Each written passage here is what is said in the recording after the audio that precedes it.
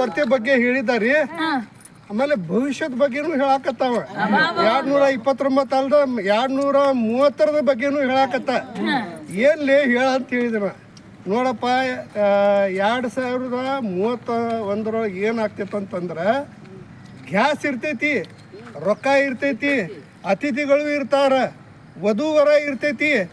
ಆದ್ರೆ ಅದು ಮದ್ವೆ ಆಗುದಿಲ್ಲ, ಲಿವಿಂಗ್ ಟುಗೆದರ್ ಆಗ್ತೈತಿ. ಬರೇ ನೀ ಭವಿಷ್ಯದ ಹೇಳಾಕತಿ, ಇಲ್ಲಿ ಗ್ಯಾಸ್ ಇಲ್ದಂಗ ಆಗ್ತೈತಿ, ಅದ್ರ ಬಗ್ಗೆ ಹೇಳು ಅಂತ ಹೇಳಾಕತ್ತಾವ. ಅದು ಹೇಳ್ತೇನೆ ಅಂತಂದವ.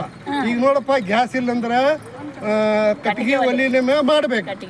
ಕಟ್ಟಿಗೆ ಒಲಿನೇ ಮಾಡ್ಬೇಕಾದ್ರೆ ಹಿಂಗ ಕುಂತ ಕಟ್ಟಿಗೆ